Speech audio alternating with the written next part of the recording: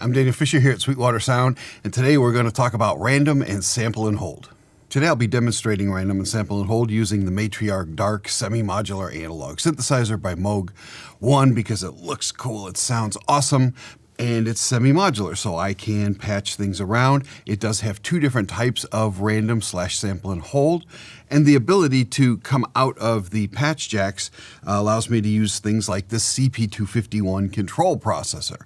This was made by Moog, and one of the things that it does is create sample and hold from scratch. So I can give you a better historical version of sample and hold using this. So now we have to define random and sample and hold because their meanings have both been twisted and used in various ways in different synthesizers via different brands. And so we really have to go all the way back to sample and hold like I have here on the CP251 to explain it. And what that is you have two inputs. One is whatever your source is. It could be an LFO, it could be noise, whatever. And then you have another input that says every time I get a gate, I want you to look at the value from the other thing. And then the important thing is hold that value. It's kind of like Seinfeld said, it's like making a reservation's one thing, but keeping the reservation's the more important thing. You get a value, you see what the value is when it samples it, and then it holds it. So it stays at that value until the next time you sample a new value. So usually when we think about sample and hold, we're thinking about that stepped random sound that's like when a computer's thinking in a movie. What that comes from is taking white noise and sampling that on a regular basis. And every time you sample it, you hold it. So what we're getting are these fixed pitches. Even though the source is just wildly moving around, we're kind of hearing it as stepped random values. The speed of those random values, it has to do with the rate of your sampling. In fact, as I keep going faster and faster, it will sound more and more like just the source, at which point, since this is noise, it should start sounding like noise.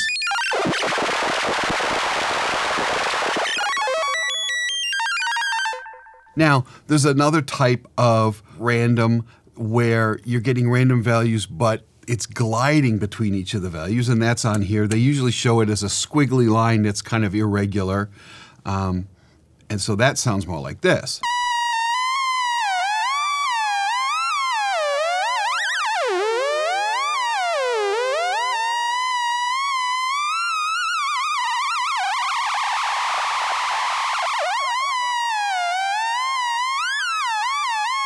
Now, I don't normally use the smooth random to control pitch. I usually use that to do filters and amps and other things that I want to move slowly but not in any repeating way. And that's typically where I use that. All right, so now I'm going to use a different input other than noise for the CP251 sample and hold. And so I'm just going to take wave out. I have it set to sine wave, so nice smooth up and down. I'm coming into an attenuator just to make the voltage range fit right for the Matriarch. Then I'm going into the sample and hold. It's being sampled at this rate here, and then it is coming out and going into one last attenuator just so I can turn it on and off as I please. And so with the sine wave, it'll sound like this.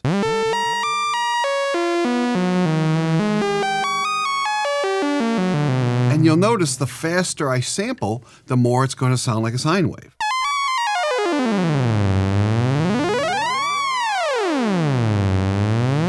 And as I slow down the rate too slow, you'll notice that it starts aliasing or just starts seeming like it's random.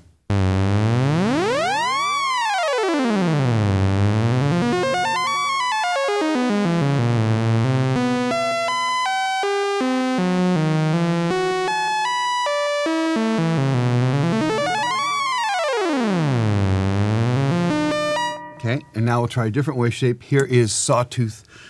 So we're going to go up quickly and then down slowly.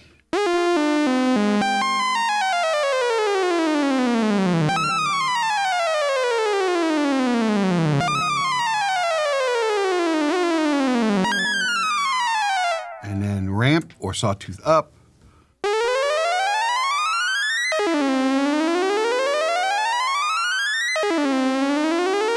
And you'll notice that it doesn't sound as perfect as the diagram of a sawtooth or ramp, and that's because when you look at them on an oscilloscope, you'll see they're not really perfect because there are no perfectly straight vertical lines in sound.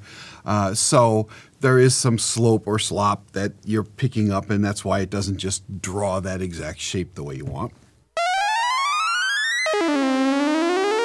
And I can get some different things by trying square waves, so I'm only going to get 2 pitches, but when I get them will be dependent on these 2 rates.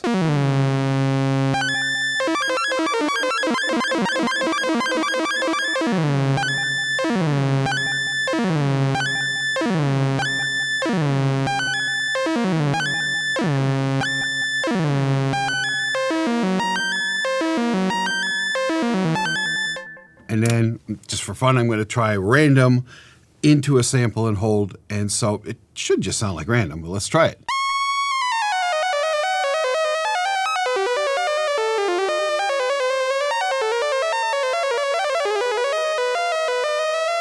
Yeah, so it sounds like random sample and hold, but with a little bit of glide. So now let's try sample and hold and random on things other than pitch. I started with pitch, of course, because that's the one our ears hear the best. So now I have sample and hold out into an attenuator just so I can control how much depth I have.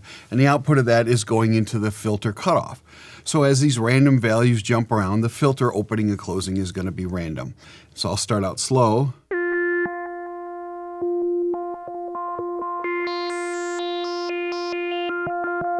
And the nice thing about the resonance is that it gives a nice random pitch, whereas if I turn resonance of the filter all the way off,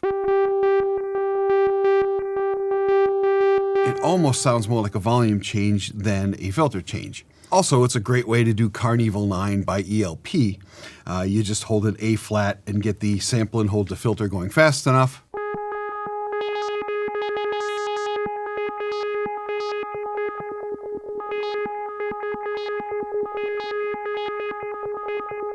Welcome back, my friends, to the show that never ends. Real simple trick to do. And so now let's try the smooth random instead of the sample and hold. This one I get to by turning the filter amount up and using the wheel.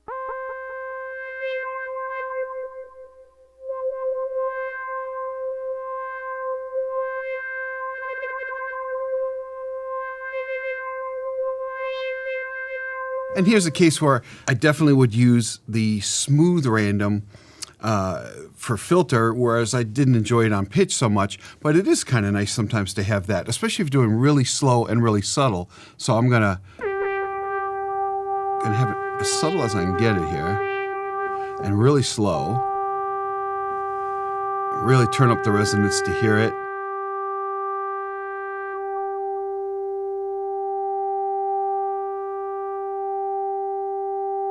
Now, if I do like an arpeggiation,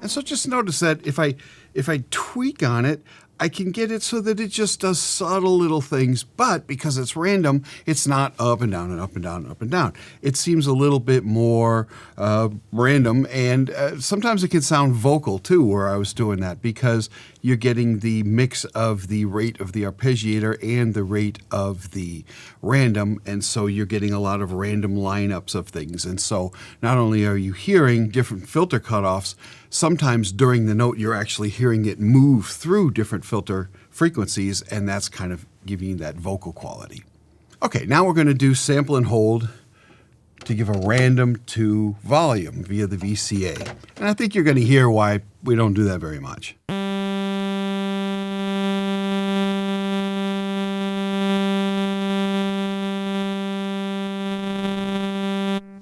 To me, it just sounds broken. And even if I use the smooth random like this, well, it sounds a little less broken, but it's not particularly usable.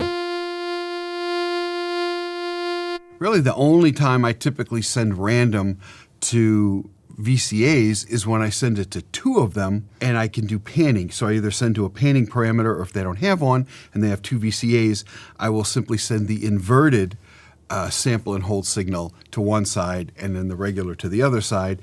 And so it'll give you random jumps. If you do it slow with enough glide, it does give you a stereo image that you might not otherwise have. And it's not a stationary stereo image. And so it's just something to play around with. Now, if your synthesizer has the ability to restart an LFO on each key strike, it's very interesting to use that with random, because you're guaranteed right as you press a key to get a fresh random number. You won't be halfway through the holding of a previous value. And if your LFO also has the option of one shot or single cycle, then what it will do when it's on random is just every time you hit a key, it's going to be a random value. So it doesn't matter how fast the rate is. There is no rate on the LFO. It's just that every time you hit a key, regardless of what speed you hit it at, it is going to pick a new sample and then hold that sample until you restrike another key. So that's definitely something to try. So now I'm just going to run an arpeggiator and run random to different things. And it'll be interesting in that there's a separate rate for the arpeggiation, a separate rate for the LFO, and a separate rate for the sample and hold. So we should get some really interesting things.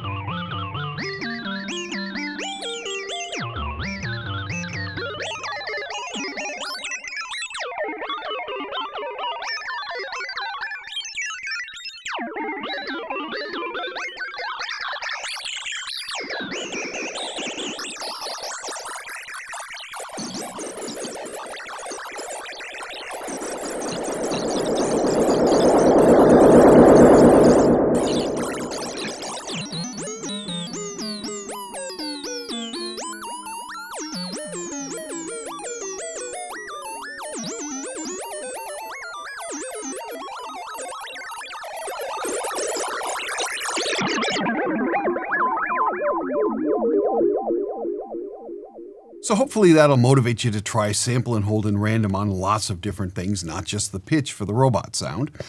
And if you have any further questions about the Matriarch Dark semi-modular analog synthesizer, please contact your Sweetwater sales engineer. If you have any ideas for future synth clips, just write them down in the YouTube comments and we'll put them on the list. My name is Daniel Fisher. Thank you very much for watching.